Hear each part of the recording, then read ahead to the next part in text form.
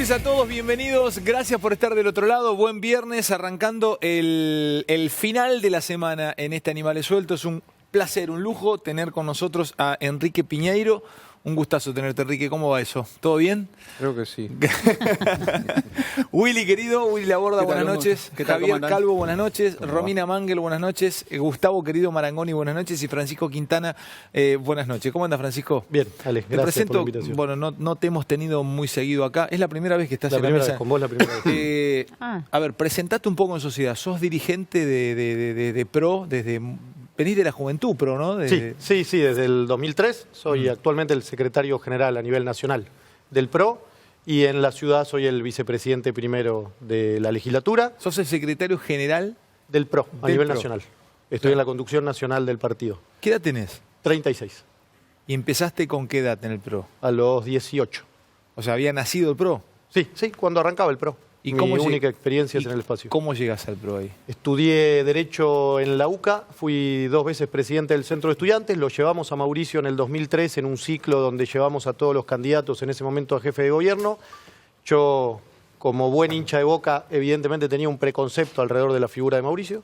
Me gustaba, no lo conocía, y después de conocerlo empecé a militar. Yo laburaba en el sector privado, así que militaba en mi tiempo libre. Cuando gana en el 2007, 4 años después, renuncié y me volqué de lleno a la gestión. ¿Y hoy cuál es tu trabajo como secretario general del PRO? ¿Cuál serías el líder del PRO? Bueno, el partido tiene un presidente y un secretario general. Estoy en nuestra mesa nacional de campaña. ¿Quiénes están abajo tuyo? ¿O en tu equipo? ¿Sos Quintana y quién más? No, el presidente es el senador nacional Humberto Schiavoni, que es el presidente de nuestro bloque de senadores. Y después trabajo mucho con Marcos Peña en la coordinación de la campaña. Acabo de llegar de Córdoba, mañana muy temprano me voy con el presidente a Mendoza. La semana que viene voy a estar en Salta y en Santa Fe. Lo voy a acompañar al presidente al debate. Hoy te diría que... ¿Lo vas a acompañar a Macri al debate? Sí, obviamente con parte de su equipo. Y cuando arranca así, en algún punto la charla va hacia un lugar, por favor, la mesa es de todos ustedes. No me hagan conducirla, que además es viernes y son todos hiper... entrenados como para poder desarmar con onda la mesa, ¿no? Con un desorden con orden en algún punto. Hoy me contaban que esperan el debate como una de las últimas chances reales para poder jugar la posibilidad de balotaje. O sea, como que que no es una... Viste que en Argentina la historia indica que no muchas veces los debates han definido mucho voto, pero que por lo menos en el primero, si tiene un buen debate Macri, ellos confían, o ustedes confían, no sé, contame si me datearon mal, porque Romy también asentía que tal vez tiene la misma info. Absolutamente, y además está mucho más interesado Mauricio Macri en salir a debatir que Alberto Fernández. El propio Alberto Fernández dijo que no tenía ganas. En general, el que viene más rezagado, digamos, es el que tiene más para ganar en el debate que el otro. Bueno, lo que nosotros sentimos es que los 2 debates, pero sobre todo el primero en Santa Fe, es una oportunidad para nosotros, porque nosotros pensamos esta campaña como una campaña a partir del último mes, y el punto de inicio es lo que pasó en Barrancas de Belgrano el sábado pasado, hace casi una semana, una campaña muy propositiva, una campaña en donde salgamos de la dicotomía presente versus pasado, para que en todo caso hablemos del modelo de futuro, del kirchnerismo y en este caso de Juntos por el Cambio. Yo te digo una cosa, lo tenemos a Quintana acá y les abro la mesa a todos, e increíblemente nos encontramos, primero le agradecemos que esté, con Laboratorio Puro. Él viste que siempre hablamos de laboratorio, que yo no sabía esto, claro. Es un miembro del laboratorio. Es parte del laboratorio. Sí, lo tengo marcado. Yo no sabía esto. ¿O no, Javi? Claramente. Tantas veces que hablaste de laboratorio. Sí. Ahora, la pregunta es, ¿cómo haces en el debate para hablar hacia adelante cuando en las PASO lo que se registró fue un fuerte voto sobre lo que pasó en los últimos 4 años y particularmente en los últimos 2, digamos? Bueno, yo por un lado creo que la foto de las PASO es una foto que evidentemente a nosotros no nos conforma. Y creo que entonces de cara al debate, lo primero que nosotros tenemos que plantear es una fuerte autocrítica. Una fuerte autocrítica no solo en el modo en el que planteamos la campaña, sino también en la última etapa de la gestión. Y yo te diría que esa autocrítica se refleja sobre todo en 2 aspectos. Por un lado, que probablemente nosotros le pedimos a los argentinos un esfuerzo mayor del que como sociedad estábamos en condiciones de hacer. Y eso está bueno asumirlo y además está bueno decirlo. Es un adelanto de lo que Mauricio va a decir en el debate. Bueno, pero es que en decir. algún punto Mauricio lo está diciendo. Me parece que parte del haber interpretado el mensaje de las urnas, que fue un mensaje contundente, tiene que ver con ser autocríticos, con preguntarnos a nosotros mismos qué podríamos haber hecho mejor. Y evidentemente hay cosas que podríamos haber hecho mejor. En segundo lugar, creo que nosotros subestimamos la dimensión de algunos problemas estructurales de la Argentina. La inflación y la pobreza, para dar dos ejemplos, evidentemente son números que no nos conforman, pero son problemas estructurales que la Argentina arranca muchas décadas atrás y muchos gobiernos que nos precedieron tampoco lograron resolverlo y evidentemente nosotros creíamos que era más sencillo de lo que en la práctica fue. Y me parece que ese reconocimiento también empatiza con mucha gente que la está pasando mal y que creyó que con este gobierno se iban a solucionar muchos de esos problemas. Ya abro con la ronda de info entre todos. Última mía y pico con Javi, que tal vez rebote en alguna primera impresión de Enrique, de Piñeiro. ¿Se está entrenando Macri para el debate? ¿O eso es natural? ¿Está estudiando? ¿Está entrenando? Vos también sos parte de comisión directiva de Boca. ¿Entrena o no? No, yo te diría que ni es natural, porque obviamente hay una preparación previa, ni hoy está dedicándole demasiado tiempo, probablemente más cerca del debate lo haga, hoy está muy dedicado a la campaña, a recorrer estas 30 ciudades en 30 días, estuvo en Bahía, mañana va a ir a Mendoza, probablemente cuando nos acerquemos al domingo, ahí sí obviamente se va a concentrar sin descuidar ni la gestión ni el resto de sus compromisos de campaña. Tapate los oídos porque lo que vas a escuchar te va a sonar fuerte, no reacciones, por favor. Porque Javi Calvo tiene, Enrique, atento con esto, porque también quiero que me cuentes un poquito la visión de un piloto, y vamos a hablar de tantas otras cosas con Enrique, que no solamente puedes hablar de aviación. Me dijiste algo mientras comíamos una empanadita antes de venir al aire con la ronda de info que abro con vos, que vos entendés o te dijeron que hoy lo de el levantamiento del paro por parte de los pilotos es el primer logro de Alberto Fernández como presidente virtual. A ver, explica eso.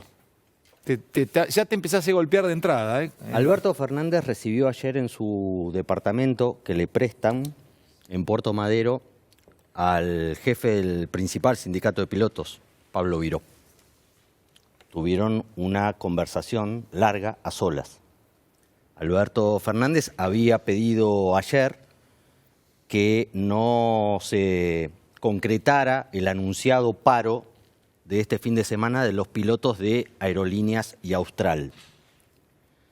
Ayer anoche no llegaron a ponerse de acuerdo en el tono de cómo los pilotos se iban a bajar de la huelga, pero hoy tuvieron una reunión en el Ministerio de Trabajo y durante las primeras horas de la tarde, aún antes de que se diera esta reunión, algunos periodistas, nosotros ya lo manejábamos en perfil a través de información que tenía Aurelio Tomás, que sigue los temas sindicales, y donde ya antes de la reunión con el gobierno y con las autoridades de aerolíneas, los sindicalistas de Austral y Aerolíneas planteaban que el paro se iba a levantar. Con lo cual no dependía de esa reunión. Esa reunión se iba a concretar. ¿Quién los convenció, Alberto, para vos? Los convenció Alberto y hubo WhatsApp del otro jefe del otro sindicato de pilotos de Austral, Erhard, de Wala, el sindicato de Austral, de pilotos de Austral, en donde daban a entender que iban a levantar el paro, que ahora lo suspenden. El fin de semana no hay paro, hay vuelos más en toda la Argentina. Pro, ¿no? Ese sector de... Exactamente, de más a sí. favor todavía de Alberto Fernández, como una señal de buena voluntad al pedido, insisten, de Alberto Fernández, no de Aerolíneas, no del Ministerio de Producción y Trabajo, ni del Gobierno, sino como gesto a Alberto Fernández. Enrique, tema libre con esto para vos. A ver, entrá y danos una aproximación a lo que pensás, de lo que era el paro, del levantamiento del paro. A ver, contanos. La verdad que no estoy muy interiorizado. Las tensiones venían de ciertos incumplimientos de la paritaria, eso es real. Las las remuneraciones de los pilotos argentinos históricamente estuvieron por debajo de la inmensa mayoría del espectro internacional. En un momento llegaron a estar muy por debajo de los pilotos salvadoreños, para darte Hay como un parámetro. promedio de lo que Sí, gana un piloto hay, en sí, dólares. Sí, y en eso normalmente siempre el piloto argentino estuvo por abajo. De ahí en más empieza todo un tire y afloje donde se mezcla la política, donde se mezclan un montón de cosas que yo la verdad no estoy interiorizado. Pero este tire y afloje viene desde Domingo Arena con Alfonsina hasta ahora, y siempre la metodología es más o menos la misma. Ustedes ganan una barbaridad, publican el sueldo bruto, todos los pilotos van a decir, no, mirá que eso no es lo que nos llevamos a ¿Nos casa. puedes explicar eso? A la audiencia. En todas las porque vueltas siempre salía la ponemos- tablita de copiloto de Fokker, de la época había Fokker, hasta comandante de Jumbo, y el sueldo publicado. Y era sueldo bruto. Era una maniobra casi infantil, como diciendo, ustedes ganan un montón de guita, y no es así. O sea, y después, bueno, están los vaivenes políticos, o sea, de golpe el sindicato de pilotos no es un secreto para nadie, se volvió en términos genéricos kirchnerista, en términos específicos camporista. Después la elección la perdieron, entonces después, bueno, medio entraron ahí en un cuarto intermedio, pero siempre respondiendo a algún mando político. Más allá de la responsabilidad que tiene un piloto, ya voy, Francisco, que cuando vuela, ¿no? O cuando hace su laburo. ¿Cómo es el trabajo de un piloto? Porque es cierto, publicamos los sueldos de los pilotos y el que nos está viendo del otro lado ve 250 lucas, 300 lucas, 400 lucas, Sí, de las cuales 220. son todas brutas y la mitad Claro, son está impuestos bien, que pero van al viste, Estado. te choquea. Entonces, contanos, ¿cuál es el laburo? ¿Son muchas horas por semana? ¿Son muchos días? Mirá, sabemos la eso responsabilidad. Cíclicamente fue impactando siempre en la desregulación y en la mercantilización de la aviación. En vez de, cuando era una competencia estrictamente estatal, hace 30, 40 años, a la desregulación, que produjo cambios bastante particulares. O sea, en el mundo quebraron casi 1.500 líneas aéreas desde que se desreguló. Y son todos costos que de alguna manera van al erario, que es público, y los contribuyentes terminan pagando esas quiebras monstruosas, como ya tenemos la quiebra de Avianca, que no llegó a volar un año. ¿Entendés? Y ese chiste es conocido. Tienen toda esa masa patrimonial, venden pasajes por adelantado, porque ahí son baratos. Cuando los venden con 48 horas de anticipación, no son tan baratos. Y sacan esa masa de la quiebra, todo ese dinero, y después van a concurso y chau. ¿Entendés? Ese chiste ya lo vimos 70 veces. Acá Es común quebraron eso. 22 líneas aéreas quebraron en este país. No da el mercado para eso, es un disparate. Entonces, el trabajo de un piloto consiste básicamente en ser el responsable de transportar gente y personas y carga de un lugar a otro. Y siendo el único responsable en tiempo real y en trabajo no supervisado de que eso ocurra. Y es compleja toda esa interacción, porque se juegan muchísimos intereses y muchas presiones. Y tenés que tener la cabeza fría para decir que no, la mayoría de las veces, no para decir que sí.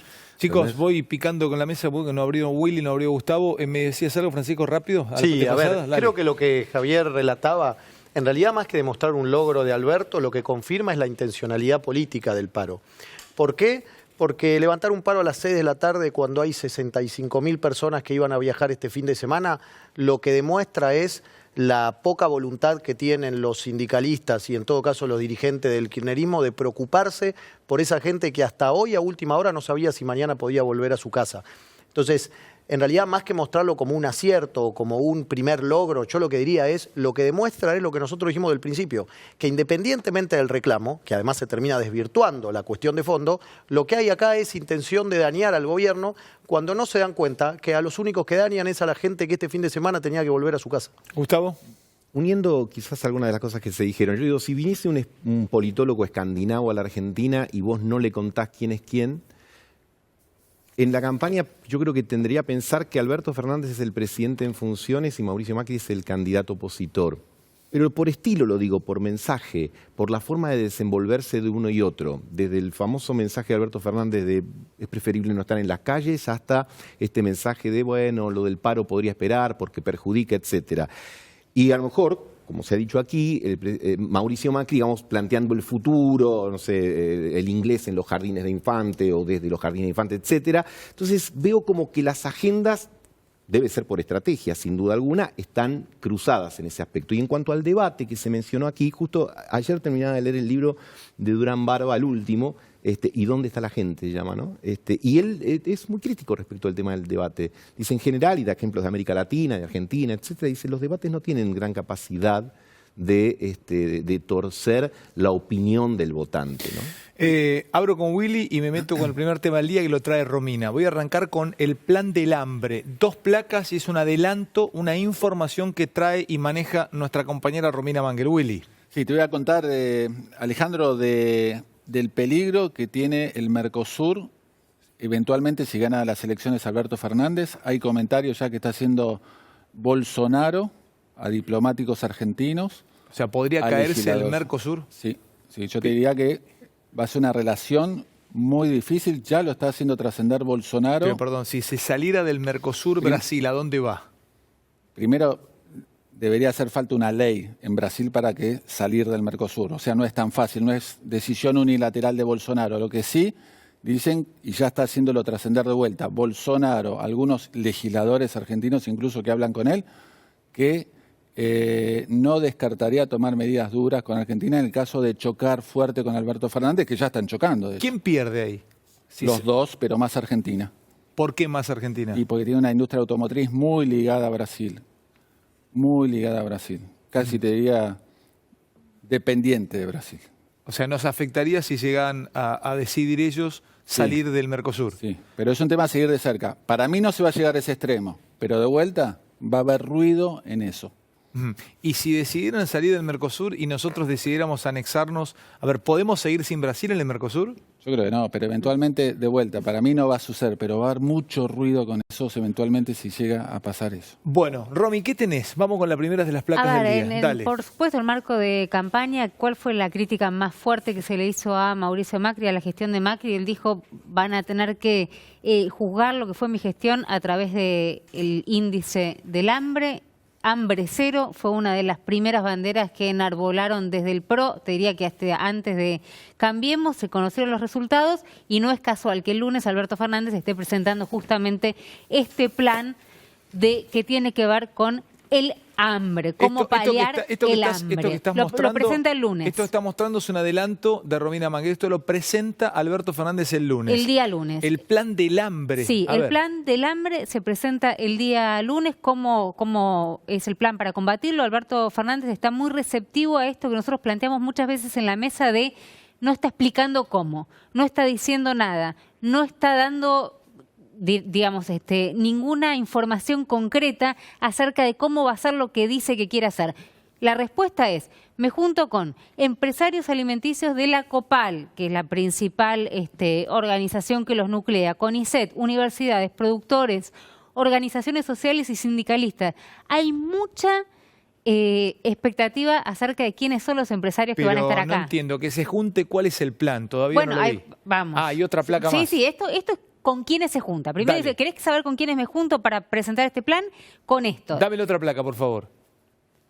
Mejorar alimentación y nutrición. Pero la pregunta es cómo. Bajar precio de alimentos. Bajar precio de alimentos, por eso es tan importante la relación que va a tener con los empresarios de la COPAL y la cadena de alimentos. Generar ingresos en las familias, poner plata, por supuesto, en el bolsillo para poder comprar alimentos. Romper el círculo hambre, exclusión, pobreza. Crear empleos, esto por supuesto, digamos, ya estamos hablando más a mediano plazo.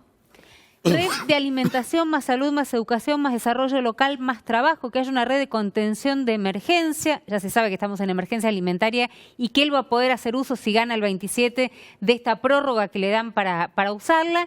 La implementación de un sistema de alimentación sustentable y sostenible. Claro, pero todo esto que me traes vos, Romy, suena a... Son los ejes, ¿no? Suena muy bien para encarar, pero es cómo. Bueno, esto es pero ¿cómo? Vamos a escuchar el lunes cómo él... ¿Cómo lo va a explicar entonces? Claro, Cuando dice crear empleos, ¿cómo va a crear empleo? A ver, Willy, vos venís de la economía, ¿cómo va a crear empleos? Sí, va a estar difícil porque te digo que arranca con un -10, digamos. Por ejemplo, bajar precio de alimentos. ¿Cómo se baja el precio de alimentos? Lo ideal sería bajando impuestos, por lo menos.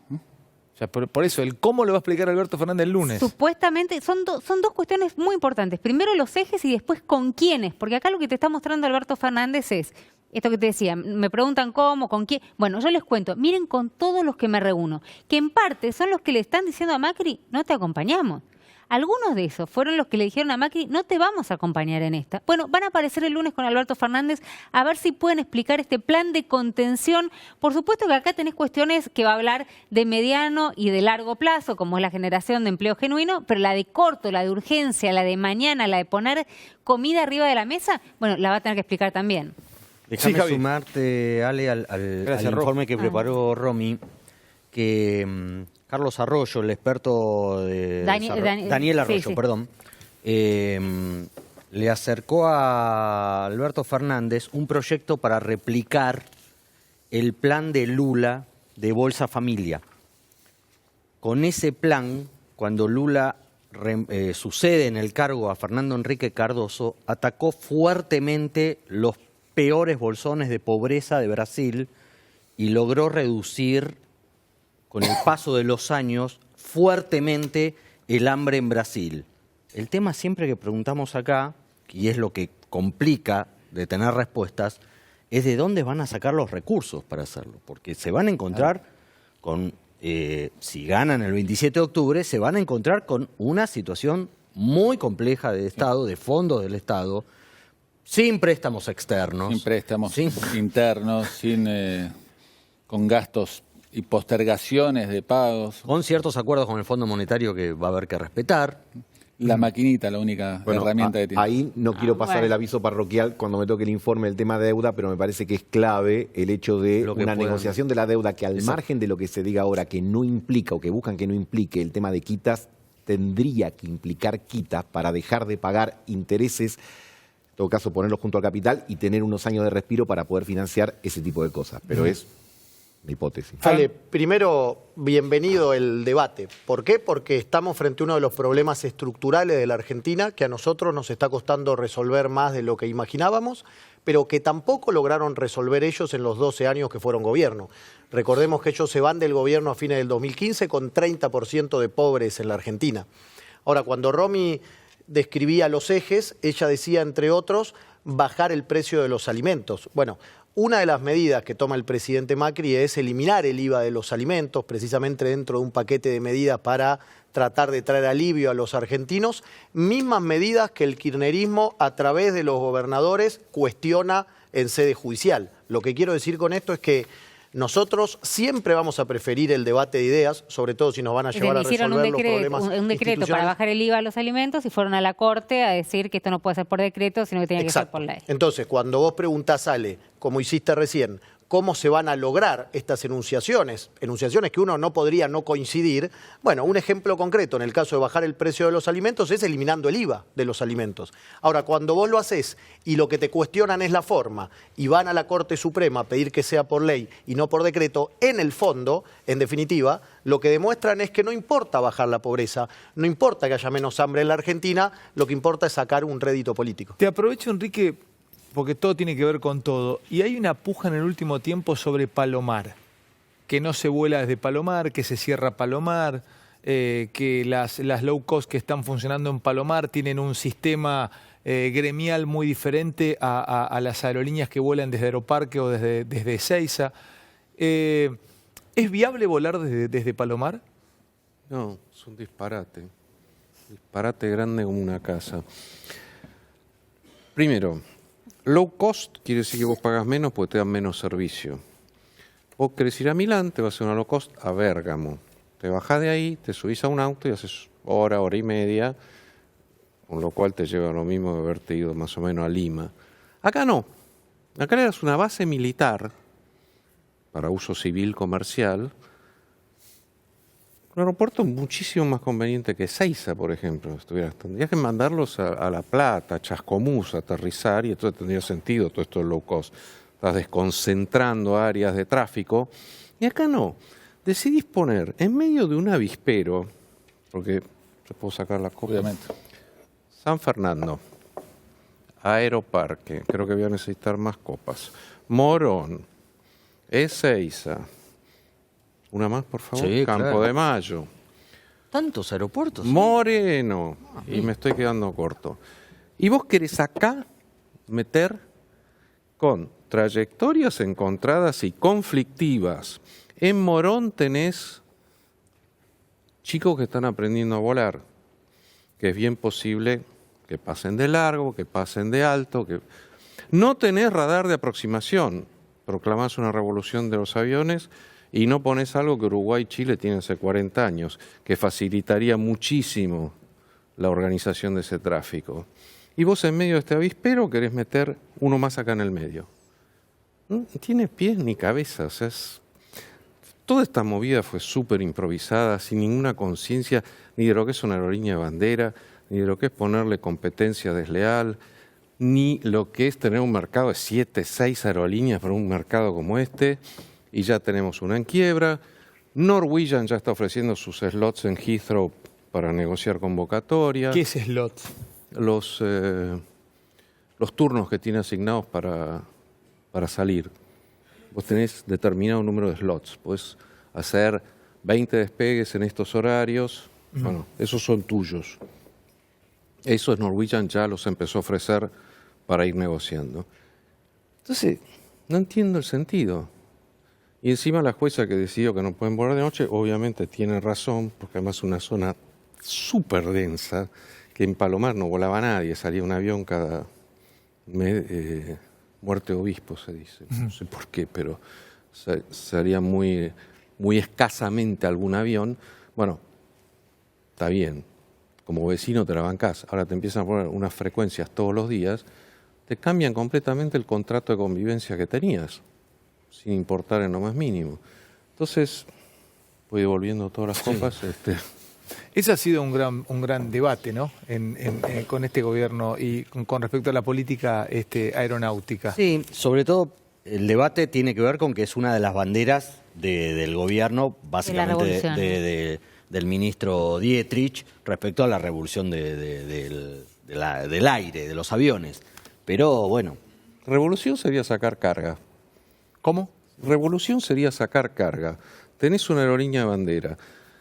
Tenías un management relativamente profesional por primera vez en la vida. Si bien no era una empresaria aeronáutica, Isidora Constantini tenía un manejo de empresas complejas.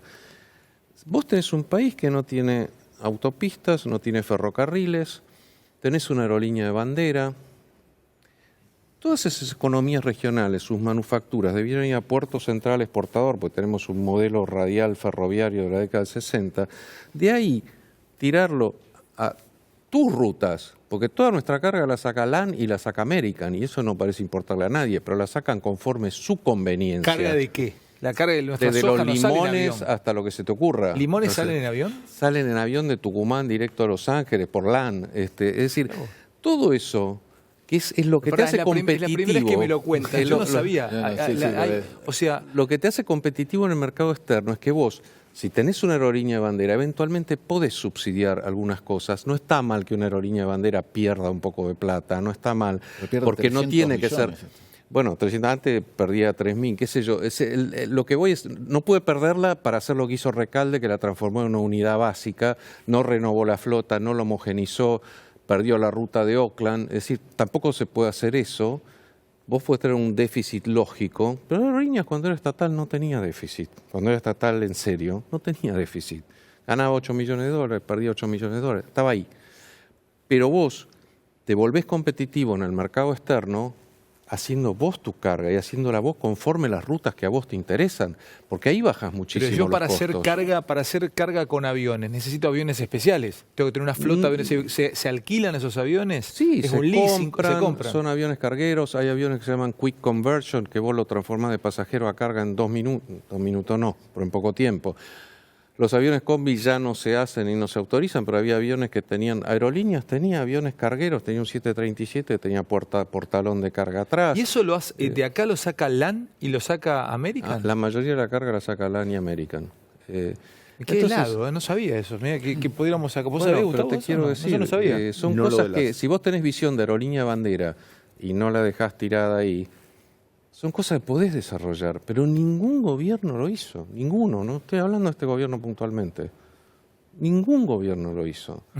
Todos descuidaron de una forma u otra Aerolíneas Argentinas, cuando en realidad Aerolíneas Argentinas podía ser la columna vertebral del país, sobre todo por las condiciones que te digo. Y lo otro que había que hacer es descentralizar, tener unos hubs, que son los centros de distribución de rutas no troncales, en Neuquén, en Córdoba, en Tucumán o Salta o donde sea, y empezar a volar cuadrícula, no esta cosa, ¿viste?, de que tenés que, para ir de acá a acá, tenés que venir a Buenos Aires, pernoctar y volver.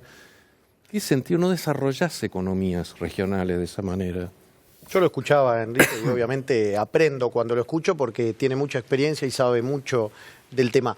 Ahora, lo que también es cierto es que en estos 4 años vos tenés 500.000 de personas que jamás se habían subido a un avión y que viajaron por primera vez. Vos tenés 7 millones de pasajeros, que significa probablemente un 60% más de lo que se viajaba antes por año. Evidentemente, claro, si nosotros hablamos de revolución, él ponía ejemplos, es cierto que si el punto de partida es un punto de partida tan atrasado en términos comparativos con países limítrofes, y él mencionaba algunos casos, bueno, puede ser que sigamos teniendo mucho pendiente, mucho por mejorar. Lo que sí quiero decir es que me da la sensación de que una apuesta que nosotros hemos hecho es que el viajar en avión sea mucho menos elitista de lo que era antes, haya mucha más competencia y que en definitiva mucha gente que hasta ahora nunca se había subido tenga la oportunidad de hacerlo. Evidentemente eso no es suficiente.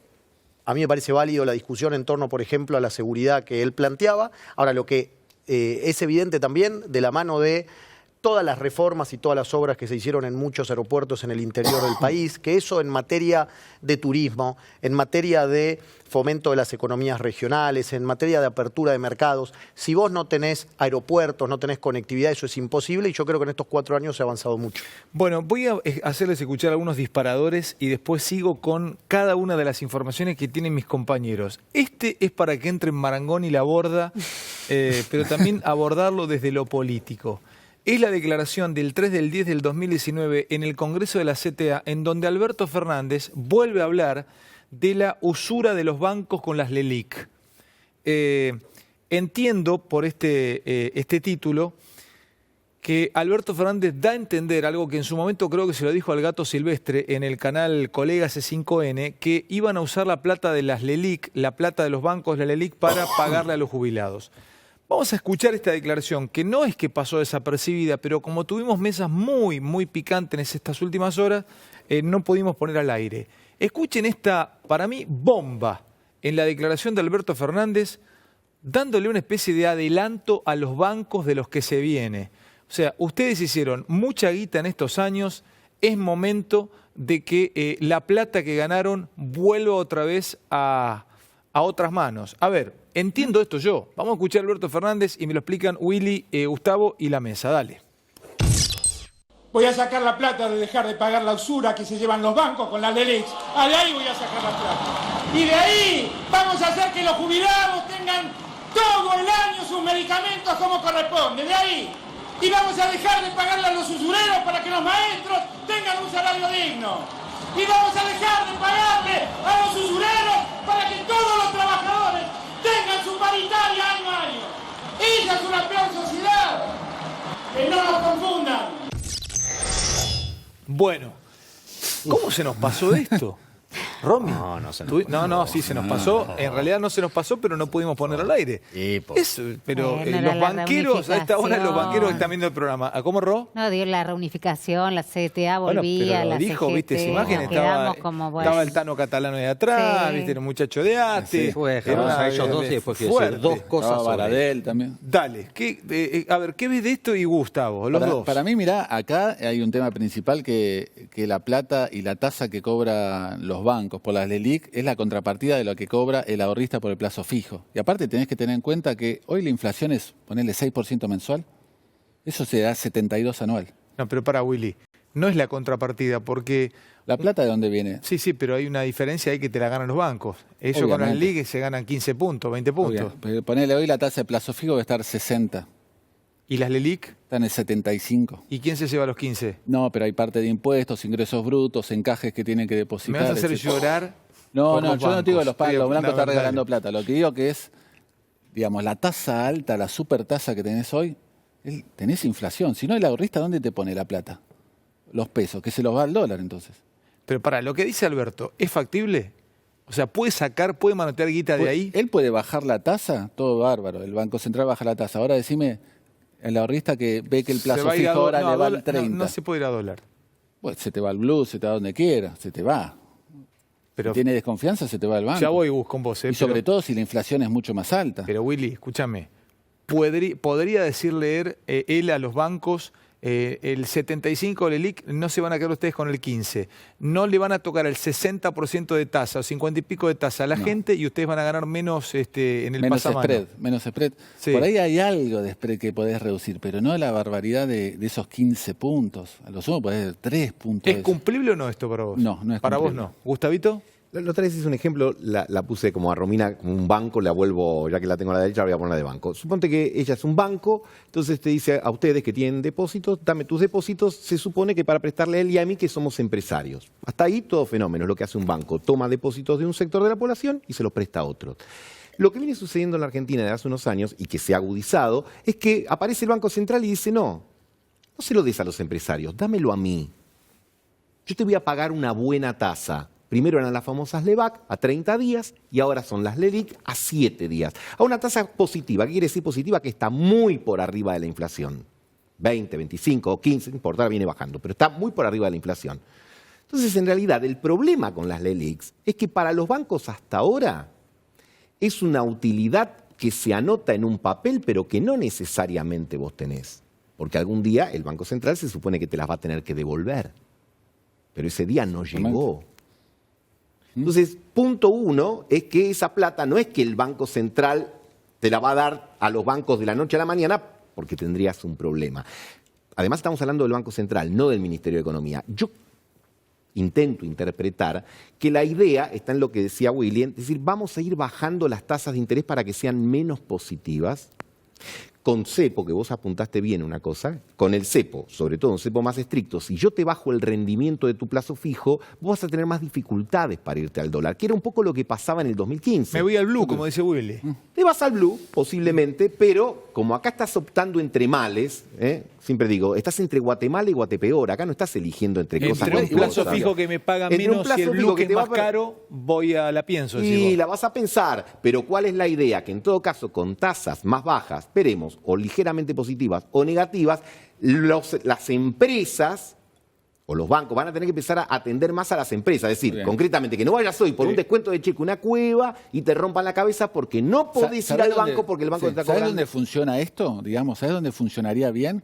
En lo que está diciendo también Alberto, ese acuerdo general de 180 días, que empresas digan no vamos a aumentar, que los gremios digan no vamos a hacer mucho ruido y paritarias, que presentes un plan fiscal razonable y ahí bajás las expectativas de inflación y ahí sí bajás las tasas. En realidad, en el marco ese global, ahí sí te creo que bajan las tasas fuertes.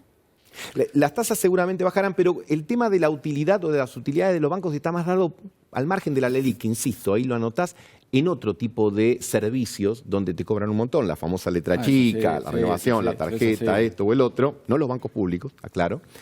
No, pero es importante aclarar, los bancos públicos obviamente hacen punta con el hecho de siempre inducir abajo, me refiero a ciudad, nación y provincia, digamos, y otros provinciales. Pero digo, ahí en ese tipo de negocios donde también seguramente habrá que apuntar, me parece que lo que está planteando es correr el eje de lo financiero a lo productivo, de lo financiero a la economía real, pero entender que vos vas a agarrar plata que ahora va, digamos, de las LELICs al otro es más metafórico que real. Salgamos de la usura. Digamos, la plata está de donde sacarla, la saco de la usura.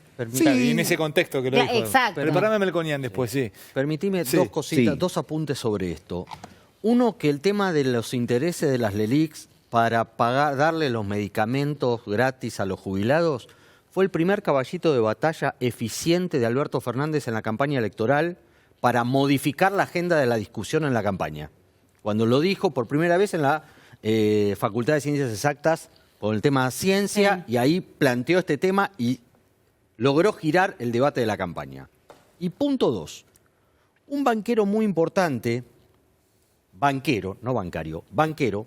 ¿Bancario qué sería? Martino. El empleado. Banquero sería Brito, por ejemplo. Un banquero. Dale. Muy importante de la Argentina, esta semana me dijo, Si quieren bajar los intereses de las LELIQs, acordados, impuestos por el Banco Central y que nos pongamos de acuerdo, no hay problema. Ahora, si a los bancos nos dan un bono en vez de darnos LELIQ, yo me doy vuelta y se la tengo que dar al ahorrista. Exacto. Totalmente de acuerdo. No me puedo quedar con el bono. Que no va a ser la primera vez. De todas maneras, yo no creo... entendí, ¿entendiste vos? Claro. No entendí vos. Javi. En la Argentina ya hemos tenido, como el plan Bonex, en donde en vez de darte la plata que vos tenías ahorrada, el banco te daba un bono que valía por la plata que supuestamente vos tenías A ahorrada. cobrarlo un tiempo, sí. Sí. Dale. ¿Y? Esto ya ha pasado en su momento, en el 2000, Suponete que en le el dan un 2001 bo- con la suponete que le dan un bono- convertibilidad. Le dan un bono ahora, ¿qué pasa? Esto, porque en algunos economistas cercanos, lejanos, pero que andan por ahí de Alberto Fernández, se establece decir, ¿cómo desarmar la bomba LELIQ? Bueno, damos un bono. Y pateamos. Hay muchas y pateamos. alternativas. Sí, sí, Hay muchas alternativas. Es decir, vos tenés 1 billón, con B larga, grandota, 1.2 billones más o menos de pesos en LELIQs. Eso es una bola de nieve que además a 7 días. O sea, ¿cómo la va desarmás? creciendo. No, Bueno, tenés distintas para que la alternativas. tengas- Vía para que encaje, está vía bien una... lo que dice él. Para que tengas claro es, todos los pesos que están dando vueltas circulando, Es una tenés masa lo monetaria. mismo, la base monetaria tenés duplicada En LELIQ. en LELIQ. O sea, tenés una bomba, en eso Importante. coincido, tenés una bomba importante. Pero ¿por qué nadie está aterrado con esa bomba? Y en Están algún preocupados, momento, pero nadie... Tenemos tantos terrores que no podemos hacerlo a todos. En algún momento, Vas eligiendo terrores. ¿Cómo, Enrique?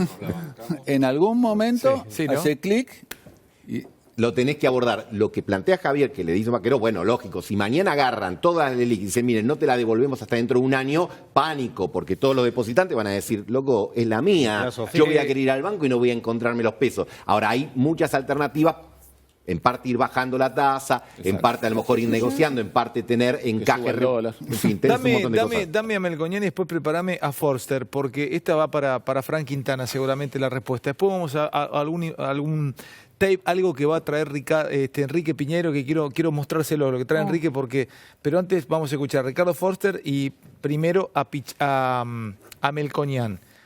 A ver, tradúzcanme esto de Melconian. Lo declaró en TN. Willy, otra vez laburo para ustedes. Pónganse el traje de superhéroe. A ver, porque lo entiendo, pero hasta por ahí nomás. A ver, vamos.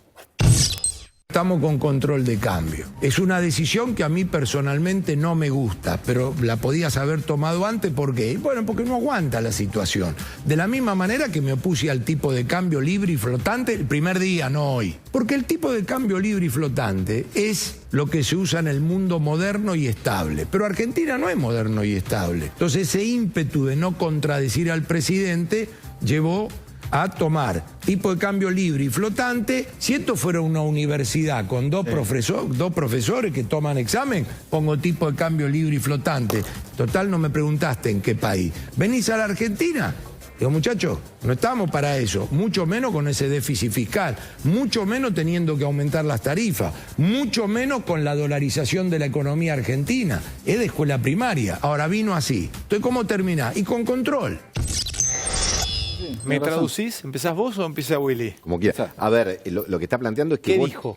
Que vos no podés pasar de un sistema hipercontrolado a la libertad de la noche a la mañana. Así como aún, no lo quiero plantear en un terreno que desconozco, pero la medicina, digamos, para salir de una adicción determinada, vos tenés caminos intermedios, no le decís a tipo, mira, a partir de mañana se cortó todo, o le tenés que ir supliendo por otras cosas. Bueno, lo que dice, en el 2015 vos desarticulaste todo, en virtud, él da un ejemplo, dice, de profesor universitario, por una cuestión conceptual muy dura, vos desarmaste todo.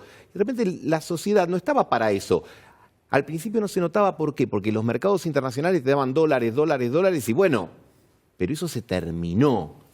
Y cuando se terminó, terminás peor que como empezaste, porque ahora tenés un cepo que en parte es más light, pero tenés un problemón con la deuda, tenés los mercados cerrados y control por mucho, mucho tiempo. Gane quien gane. En realidad, Escucha lo que dice Gustavo, titula Gustavo, dale, en realidad Willy. lo que dice es de manual de economía.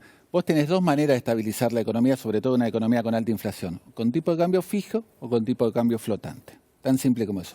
En los 90, por ejemplo, se llegó al extremo, decir, bueno, tipo de cambio fijo, por cada peso dando vuelta hay $1 en el Banco Central. Y eso te genera una baja de la inflación rápida, como sucedió en los 90, y un crecimiento de la economía rápido. ¿no? Después tenés otros problemas que se van yendo, que no vale la pena entrar en detalle. Tipo de cambio flotante, como dice Melconian, y es mucho más difícil. Ves los logros te lleva más tiempo bajar la inflación. Y sobre todo si tenés tarifas atrasadas. Dime una cosa, ¿dolarizar acá es imposible? No, no es imposible. Lo que pasa es que tenés que tener los dólares. Todo fantástico lo que propone la ¿Y dolación. cuántos ¿Y los dólares dónde pero, están? pero hay, porque viste que se tiró algún momento alguna fantasía de que se pudiese sacar. ¿Cuántos millones de dólares necesitas para dolarizar una economía como la Argentina? No sé, pero calcase la base monetaria, 1,2 Y millones. 2.4 dividido 4, 40.000 millones. Más o menos. 40.000 millones. ¿40.000 millones de dólares? Si vos lo que estás planteando es retirar a la cotización del día de hoy todos los pesos que están dando vuelta o potencialmente pueden estar dando vuelta. Pero ya los dos dijeron que no, Alberto Fernández. Pero igual hay otras complicaciones, Ale. Hay otras complicaciones. Yo el otro día justo hablé de eso, porque en el año 99, Roque Fernández fue al Tesoro de Estados Unidos y preguntó si le iban a avalar la dolarización. Estamos hablando de 6 meses antes. Incluso le anticipó a Machinea y le anticipó a otro ministro candidato que había, no me acuerdo el nombre, que si avalaban eso. Y dijeron que sí. Y Menem se filtró y Menem la vetó. En ese momento el Tesoro de Estados Unidos avalaba. Hoy, Duhovne, antes de renunciar 6 meses antes, hablando con Mnuchin, que es el secretario del Tesoro, le preguntó y le dijo, no nos interesa. Incluso en el Senado de Estados Unidos tampoco iba a avanzar. O sea, no podía avanzar, se trababa ahí. Fran, ¿de qué colegio sos vos? ¿Sos del Newman también? No, sos del Newman. Salvador, de los del jesuitas. Salvador. Te voy a hacer escuchar una declaración de Forster y después me voy a meter con Enrique, con un tape que voy a mostrar que trajo Enrique. Después sigo con Romy, con Javi, porque hoy además ordenaron la libertad, pero con una caución ilógica por parte de Bonadío para Cristóbal López y Fabián de Sousa, ilógica. Pero vamos a escuchar esta declaración A24 de Ricardo Forster. Prestale atención, porque habla de los del cardenal Newman, que tienen una concepción. Vos sos del Salvador, también tenés una forma de encarar la vida. Sos del Colegio del Salvador. Es un hermoso colegio, es además una universidad humanista, es muy interesante. Pero escuchá lo que dice este filósofo Forster con respecto a los que gobiernan y cómo ven el país. ¿Qué creen los que salen egresados del cardenal Newman de Argentina? Entre ellos está Macri, Nicky Caputo y tantos otros. Escuchá. Macri lo dijo sin anestesia mucho antes de ser presidente. El salario es un costo. Y siempre tuvo...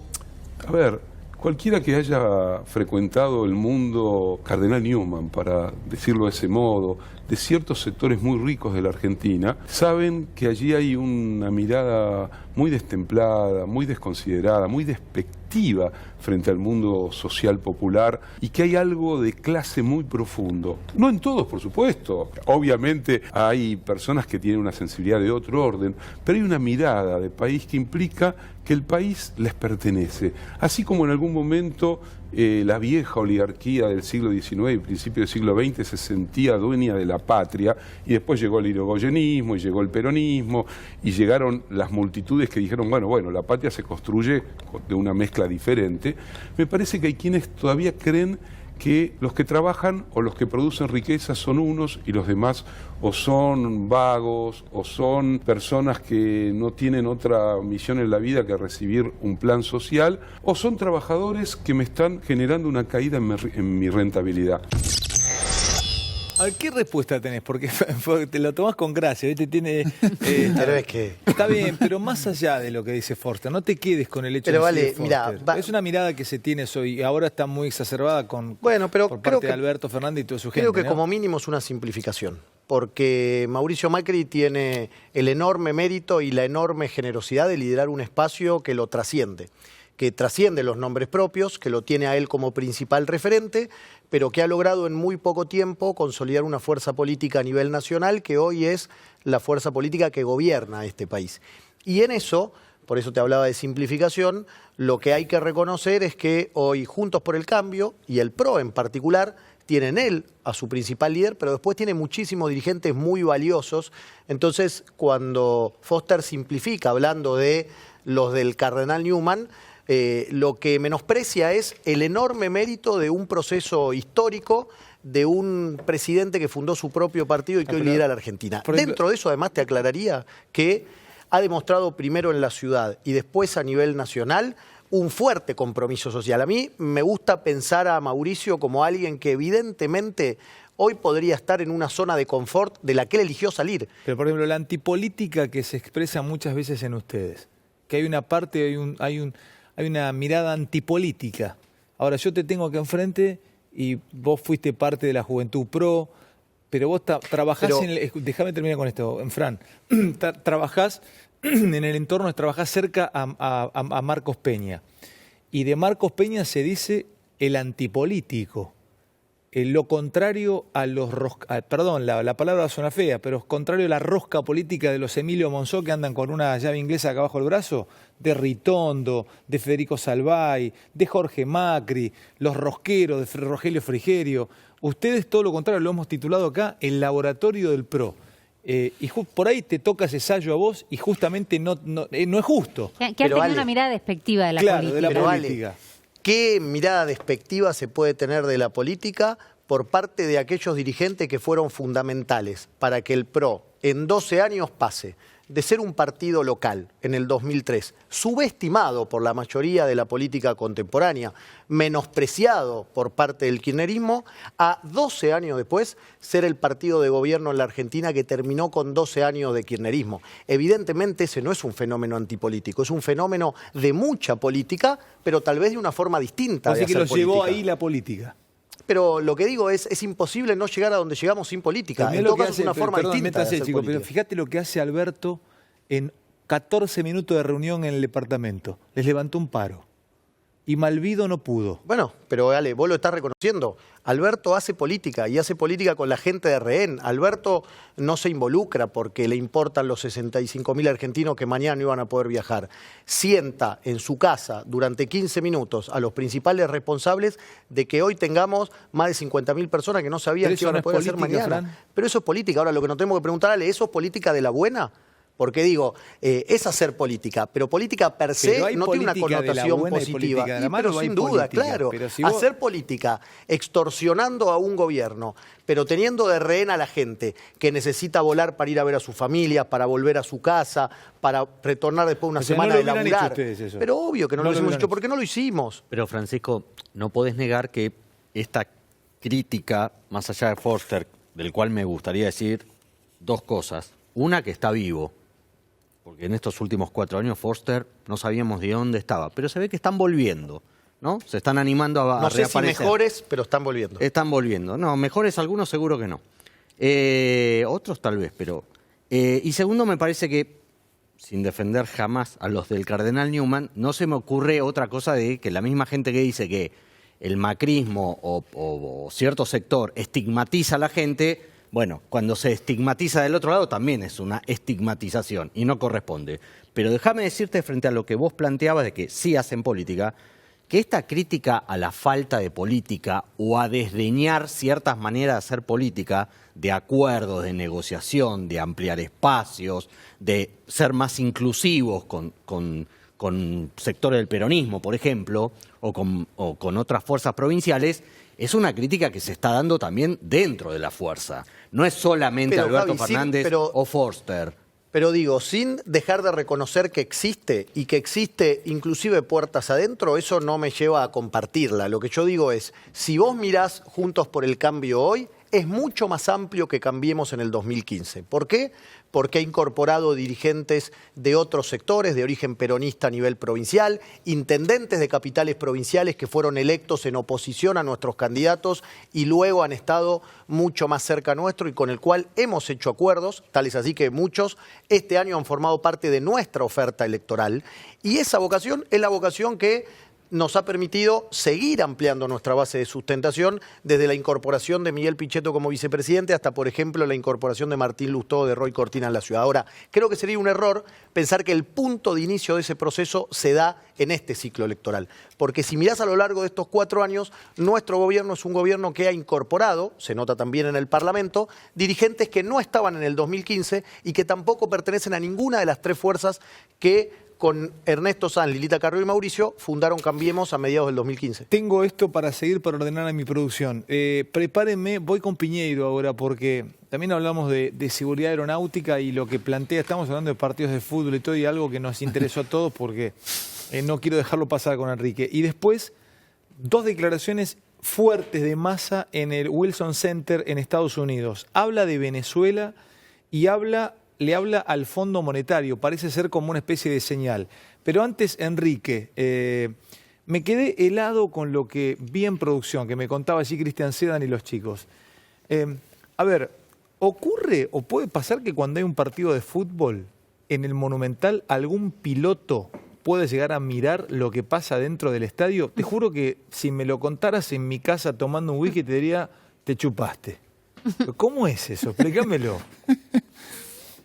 Es triste, no. No ocurre. O sea, la verdad que esas imágenes son un poco desconcertantes. ¿Podemos verlas? ¿Podemos ver las imágenes? ¿Podemos compartirlo? A ver, ¿están en off?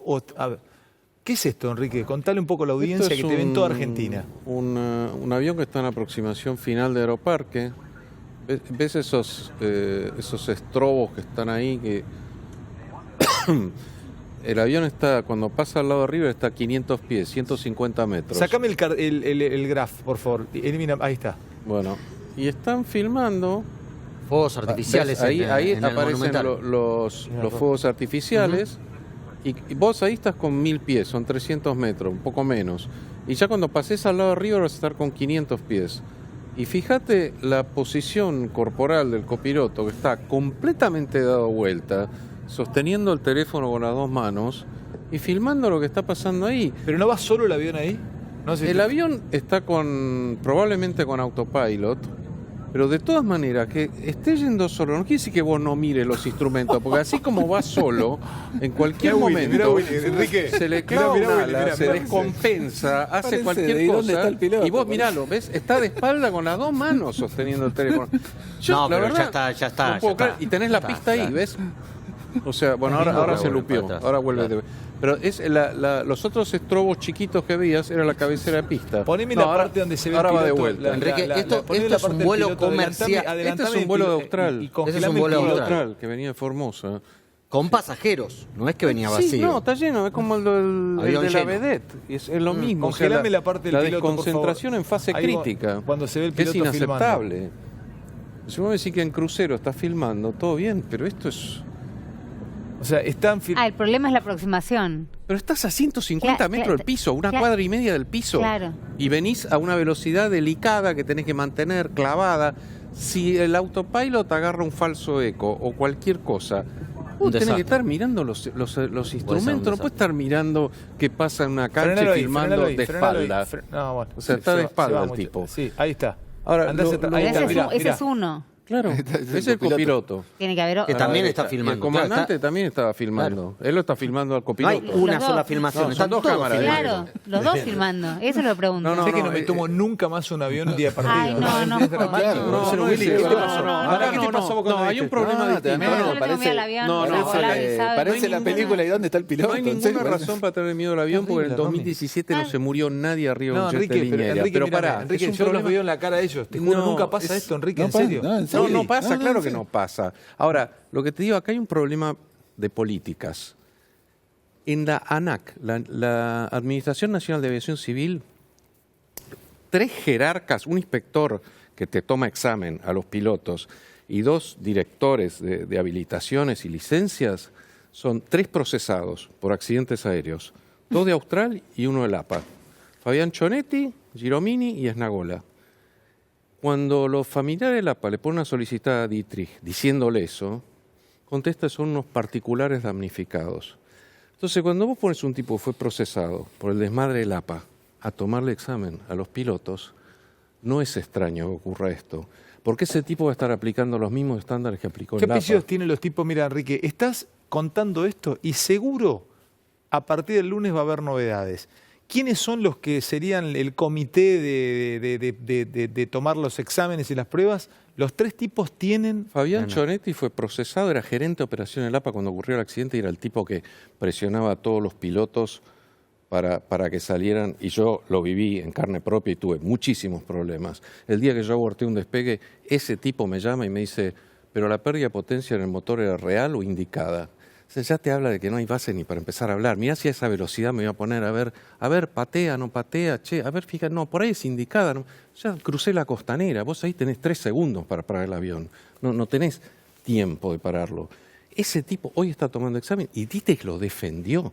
Los familiares del APA le pusieron una solicitada, los trató de particulares damnificados. Le pusieron una segunda solicitada, diciéndole, pero mire que con su criterio Daniel Maguila Pucho podría ser ministro de Justicia y Derechos Humanos, porque tampoco tiene cuentas pendientes con la justicia, porque esa causa se hizo prescribir.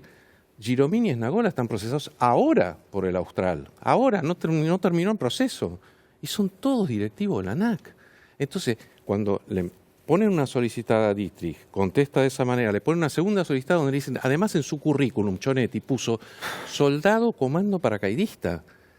Cuando pidieron informe al ejército, el ejército contestó que fue conscripto, con baja de honor puso, dijo que se fue con licencia y que la destreza militar adquirida fue plegador de paracaídas, de soldado comando paracaidista, o sea, un tipo que miente en su currículum, ¿me entendés? Es que nosotros nos ponemos... Bueno, pero eso son políticas. Nos ponemos a analizar las declaraciones de Melconian y esto que trae Piñeiro es todavía para, están ahí para hacer 12 tipos. Programas seguidos. No, es increíble. Willy. Increíble. Sí. Fran, o sea, ¿por qué Dittrich nosotros sostiene a estamos esa gente? aviones. Yo no entiendo. Sinceramente, no entiendo. Pero te da miedo volar entonces con esto. No, me da impotencia, porque no, en general, estos son excepciones, fue lo mismo que la vedette, son excepciones, son realmente excepciones. No sabemos. Lo del APA, lo de la vedette, y estos son excepciones, son desmadres en Pero la el comité cabina, que está tomando pero que los responden a la exámenes. falta de control y a las políticas laxas que no deberían ocurrir. Y no podés poner esa gente procesada a verificar la idoneidad de los Por pilotos. ejemplo, perdón, Romy. No, digo que independientemente que sean hechos aislados, estás nombrando que quienes están en el comité no están capacitados para tomar examen a los pilotos. Claro que sí. Bueno, eso no da mucha seguridad. No, claro que no. Es un desvío político importante. Fantástico. No entiendo por qué Dittrich se emperra en defenderlos. Pero bueno, lo que te quiero decir es que no es extraño que estas cosas pasen.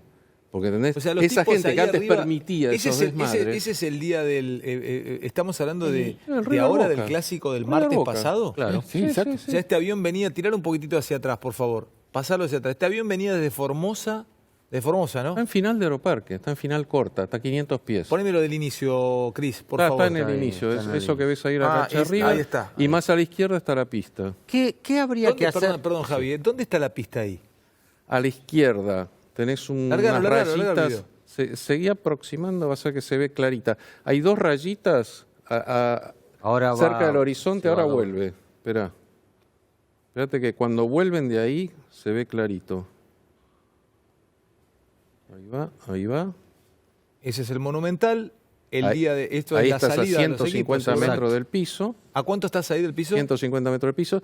Y encima, después salió otro ex piloto de aerolínea siciliano a hablar en Clarín diciendo, no pasó nada, el avión estaba en piloto automático. ¿Cuántos son arriba de Mira, la ahí pista? está la pista, ¿la ves? Ah, ya se ve. Ahí está. Medio como rojita. Sí, pero está ahí. O sea, te pasás arriba de ¿cómo se llama esa? Enrique, Nazaret que hicieron ahí. Ah, sí, Tierra Santa. ¿Qué sanción le pueden caber Gracias, Cris. a estos pilotos? Bueno, ¿Y quién se las aplica estas sanciones? La- ¿La ANAC? ¿La compañía austral? la ¿Quién? ANAC, con la Bueno, gente por eso, que la dirige, por eso dudo que le me apliquen resulta nada. tan La importante. línea aérea, en una línea aérea seria, esta gente está de patita en la calle, porque lo que en la línea aérea no se sanciona es el error, jamás se sancionan errores, pues no son voluntarios los errores, al revés.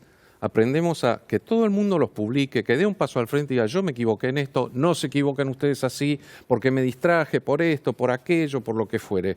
Y no se sanciona porque no es intencional, es parte de la conducta humana. Entonces lo que hacemos es tener mecanismos que lo detecten en fase temprana y minimicen la consecuencia. Chequeo cruzado, por más que seas copiloto, si tu comandante se equivoca, decíselo asertivamente, no hay ninguna timidez, nadie te va a sancionar. Ahora, estos son actitudes voluntarias. Yo saco el teléfono, me pongo a filmar, no es que me distraje porque vi pasar un misil o yo qué sé, ¿entendés? Entonces, estas cosas sí merecen sanción. Y sobre todo porque vos pensás, yo tengo que mandar a mi familia en ese avión con un pibe que está filmando un partido de fútbol a 500 pies del piso. ¿Me estás hablando en serio? Y encima sale este expiloto de aerolínea siciliano que hizo la nota en Clarín diciendo, no, está todo bien, no descuidar el avión. Dale, porque estaba en piloto automático. Ahora ¿entendés? sigo con Enrique y tengo más definiciones políticas y dejo para el final lo de Romina hoy. Liberan a De Sousa y a López con una caución Ya está que la para plata, algunos el lunes la fue están poniendo a la ilógica por mañana. parte de Bonadío. Ahora vamos a meternos con este tema, pero atentos con esto. Fuertes declaraciones y mensaje en Estados Unidos, en el Wilson Center de Sergio Massa, ante un auditorio poblado, hablando de Venezuela.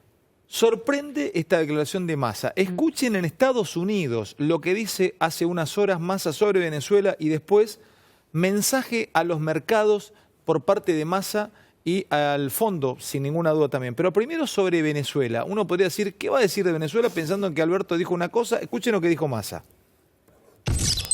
Negar lo que pasa en Venezuela es ser cómplice de lo que pasa en Venezuela. Y me parece que esa realidad no podemos dejar de reconocerla, porque dejar de reconocer lo que está pasando hoy en Venezuela es tener una mirada negada hacia nuestro continente. ¿Te sorprende esta declaración de él con respecto a Venezuela? No, me parece que lo que está haciendo en esta ampliación de la base de sustentación que tiene el Frente de Todos, lo que está haciendo es despegarse un poco de los más radicalizados con la posición que tiene Venezuela, y es un poco lo que se está esperando. Hay muchos más moderados dentro del Frente de Todos que esperaban un mensaje de estas características, diciendo, señores, no neguemos lo que está pasando en Venezuela. Se veía cierto negacionismo por parte de algunos integrantes del Frente de Todos, y Massa aparece, digamos, desde Estados Unidos. ¿Quién esperaba este mensaje? Los más moderados del albertismo, te diría. Ni siquiera del cristinismo, ni siquiera del kirchnerismo. Del albertismo, que escuchan a un Alberto Fernández que no termina de jugarse como lo hace Massa ahora. Se jugó. Y lo hace desde Estados Unidos. Y lo hace desde Estados Unidos. Escuchá lo que dice ahora al fondo. Me lo analizaste políticamente, ahora económicamente. Escuchen esta declaración. Después hay una más que va a analizar Calvo también, que tiene que ver con lo político y cómo va a manejarse Alberto Fernández si es que le toca.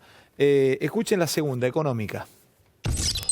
Este momento particular que vive la Argentina requiere de inteligencia y no de juego de presiones. Uno por ahí escucha a fondos especulativos jugar a la idea de ver cómo se construye una quita adicional sobre las obligaciones de Argentina, con la idea de seguir bajando el precio de los soberanos argentinos o de los activos argentinos. Creemos que es importante que en este tiempo en el que termina un gobierno que ha fracasado en su programa con el fondo, que ha debido revisar 4 veces su acuerdo con el fondo por incumplimientos, sí creemos que es importante lograr que el Fondo Monetario entienda y asuma la responsabilidad de su fracaso en el programa o acuerdo que construyó con la Argentina, y en la necesidad de pensar que Argentina necesita crecer, necesita ser acompañado en el crecimiento. Y el fondo lo que tiene que asumir es la responsabilidad que tiene de acompañar a uno de sus socios en este proceso de crisis además generada por un acuerdo 4 veces incumplido y por la irresponsabilidad de construir lo que nosotros llamamos un atragantamiento de vencimientos. Eso es falta de profesionalismo, es falta de alguna manera de responsabilidad. Y la responsabilidad que hoy tiene el fondo es la de acompañar a la Argentina. Acompañarla en un proyecto a 10, a 15 años, acompañarla en un proyecto en el cual entienda que tiene que tener momentos en que debe esperar que Argentina haga la curva de transición hacia el crecimiento, acompañarla en la idea de que tiene que elegir momentos en los cuales en la salida de despegue tiene que asumir que solo puede pagar intereses y que después puede cobrar capital intereses. El fondo debe asumir que tiene que hacer un recorrido de largo plazo de la mano con la Argentina. ¿Qué lectura haces, Willy? Impecable, porque en realidad vos sabés que mientras hablaba en las agencias de noticias Bloomberg, todo lo que él decía iba apareciendo en todas las mesas de dinero, que están interesadas sobre todo en Argentina, y bancos. Y la verdad que cayó bien. Dice lo que... Se asuma para Argentina esta declaración. Y aparte te digo, dentro del mismo fondo hay mucha crítica interna al acuerdo que se hizo con Argentina. Nadie discute que Argentina tiene que renegociar su deuda, toda la deuda que está en manos del sector privado. y para eso necesita el acompañamiento del fondo. El fondo le tiene que dar un ok. Entonces, creo que en virtud de cómo no ha dado resultados positivos el acuerdo desembolsado hasta ahora, lo que se espera es fundamentalmente tiempo seguro y quita probablemente también. Y la última de Massa en el Wilson Center, son 3 declaraciones fuertes, las dejamos para el final porque son impactantes desde el lugar en el que las hace. Habla de Alberto Fernández, clave política, Javi y Romy observando esto, y después vuelvo a Frank Quintana porque vamos a hablar de la elección que viene, a ver qué números hacen ellos. Pero primero Massa, clave política, analizan Javi y Romina. ¿Qué papel ves para la expresidenta Cristina Kirchner? Nosotros somos una coalición de partidos y en esa coalición de partidos cada uno tiene claro que cumple roles y cada uno tiene claro cuál es el rol que tiene que cumplir para adelante. Entendiendo que en la Argentina el poder ejecutivo es unipersonal y que los argentinos el 27 de octubre al que van a elegir presidente es Alberto Fernández. Entonces, todos tenemos para aportar, todos tenemos para colaborar, todos tenemos para sugerir, pero el que va a decidir va a ser Alberto. Alberto Fernández es un presidente con una lógica de moderación, con una enorme convicción de que todos, a partir del 10 de diciembre, tenemos la responsabilidad de ir en la Argentina hacia un gran acuerdo económico y social. La Argentina no resiste más la idea de los vencedores y vencidos. Es la economía y es la política lo que va a resolver los problemas que hoy Argentina tiene. Transmitirles la tranquilidad frente a un gobierno que además, en lugar de asumir su propio fracaso, intenta poner en su adversario electoral la idea del fantasma. Viene el cuco, viene el cuco, viene el cuco. Hay que terminar con ese cuento. En la Argentina no viene el cuco. En Argentina viene una fuerza política moderada, responsable, ordenada, que eligió cerrar la grieta de la Argentina. Javi, Romy. Me parece que tanto en el tema Venezuela como en el tema de este último bloque sobre cómo va a gobernar Alberto Fernández y qué significa Alberto Fernández, Sergio Massa está expresando las diferencias internas que hay que ver cómo se amalgaman en este frente si gana la elección el 27 de octubre. Mira vos, ves lo que dicen que van a cerrar, que es grieta, ves que se abre una grieta dentro de la coalición. Hay una grieta, el tema es cómo la amalgaman. Hasta ahora en campaña electoral, Alberto Fernández consiguió traer al redil del Frente de Todos a gente que en el momento que uno decía vas a aliarte con Cristina Kirchner, ni loca se aliaba con Cristina Kirchner. Lo consigue Alberto Fernández porque Alberto Fernández es el candidato presidencial y no Cristina Kirchner. Este es el caso de Sergio Massa y hoy fue el caso de Florencio Randazzo. Ahora, si ganan las elecciones el 27 de octubre, yo todavía me guardo dudas de cómo van a resolver estas contradicciones que se expresaron claramente en el tema Venezuela, donde Massa es buenísima tu mirada, expresa algo más parecido a lo que expresa el gobierno de Mauricio Macri que a lo que expresa un sector importante del Frente de Todos. Sí, en esta declaración fue más albertista que de otra manera. A ver, Romy, que se me acaba el tiempo. No, a ver, Massa está hablándole, insisto, a un sector que necesita ser más interpelado. Ya los propios del voto consolidado lo tienen.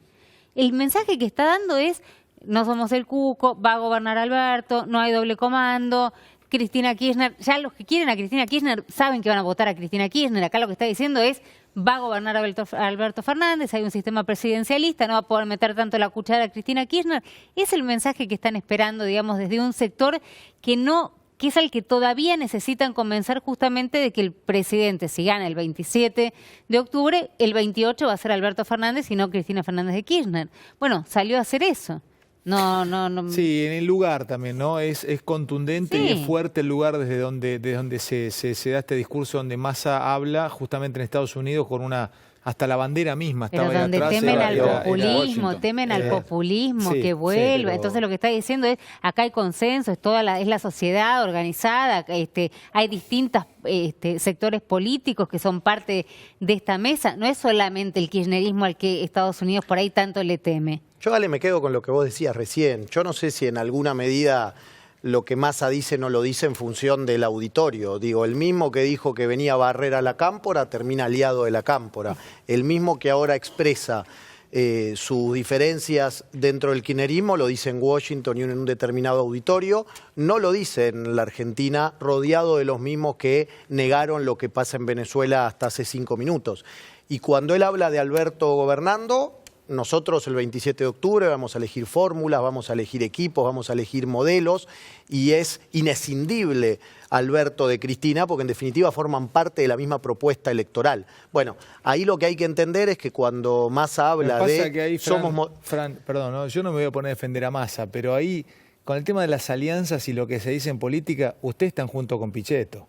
Pero mirá, yo creo que hay una diferencia enorme. Vos acordate, Ale, cuando asume Mauricio en el 2015, que Cristina da la orden a sus diputados y senadores de que no bajen al recinto, así como Héctor Recalde, presidente del bloque de diputados, efectivamente acata esa orden y los diputados del kirchnerismo no fueron a la sesión inaugural, Miguel Pichetto y los senadores de su bloque sí se hicieron presentes porque él tenía una actitud absolutamente institucional. De ahí en adelante ha demostrado a lo largo de estos 4 años que puede tener diferencias con nosotros, pero que hay una ponderación de la cuestión institucional Fran, que nos permite tener una relación de mucha confianza. Yo te conozco hoy y la verdad que sos muy contundente y sos serio en tus declaraciones, pero no te metas en ese baile, porque las cosas que yo le escuché decir a Mauricio y a gente cercana a Mauricio de Pichetto, creo que lo que dijo Massa es una carcajada del enano Polvorita al lado de lo que le dijeron ustedes a Pichetto. Pero Ale, de hecho, vos fíjate que cuando él va a Estados Unidos a principios de este año, él tiene una actitud y un discurso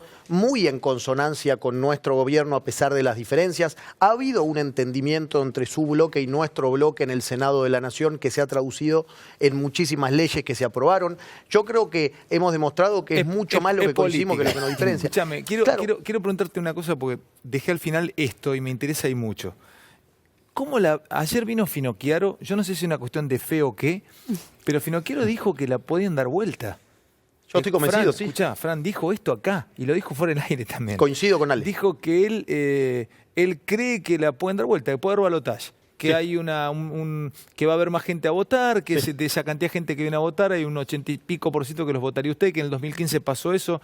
¿Me das una idea, una mirada de por qué? ¿Y bueno, vos crees yo creo eso que, también? Sí, estoy convencido. Creo que hay varias razones objetivas. La primera es que en general, entre las PASO y la elección general, aumenta la participación y dentro de ese aumento de la participación... Que bajan los porcentajes de los de arriba. Exacto. En la ciudad primero y después a nivel nacional hay mucho votante nuestro porque es un votante más desideologizado, es un votante que tal vez no le ve el atractivo o el interés a ir a votar en agosto y sí lo hace en octubre, y eso lo que hace es que la misma cantidad de votos valgan menos en términos porcentuales. Claro. Ahí tenés que incluir el voto en el extranjero, que como vos sabés no puede votar en las PASO. ¿Cuántos son en el extranjero? Bueno, en realidad, en condiciones de votar son cerca de 500.000, son muchos más los argentinos en el exterior, lo que ocurre es que vos sabés que tienen que estar empadronados. Ahora, además de eso, yo te agregaría que creo que el kirchnerismo ha logrado maximizar su voto en agosto, y eso tiene que ver también sobre todo con prácticas el día de la elección, que nosotros vamos a corregir, que somos conscientes de que fue deficiente y tenemos mucho para mejorar. Ya les cuento de Volar es humano, aterrizar es divino. Sí tengo el 12 de octubre a las 8:30 en el Teatro Coliseo. Pero lo que no entiendo es, me dice sábado 5, ¿no es sábado 5, sábado 6? ¿Cuándo sería la otra? ¿5 de octubre y 12 de octubre? Sábado 5. Sábado 5, esto es mañana.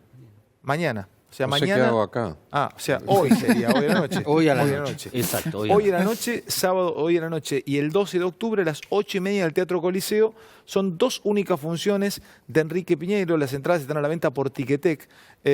Hizo 3 funciones a sala llena en teatros del Canal en Madrid, en España. Es buenísimo lo que hace Enrique, pero buenísimo, buenísimo, vayan a verlo. Romy, explica rápidamente cómo es esto de la caución millonaria. Podría, bueno, ya está en libertad Gerardo Ferreira, quedaban los empresarios de Indalo de Sousa y Cristóbal López. El tribunal decide, la Cámara en realidad decide que está bien excarcelarlos porque entiende que ya no hay riesgo procesal, que no se van a dar a la fuga ni pueden entorpecer la investigación. Recordemos que hay una jueza que dijo que nunca se había tratado, la razón por la cual estaban detenidos era porque dijeron que trataron de entorpecer a la justicia con la venta del Grupo Indalo. Una jueza dijo, señores, esta venta nunca se trató de hacer, así que no tienen ninguna razón por la cual estar detenidos.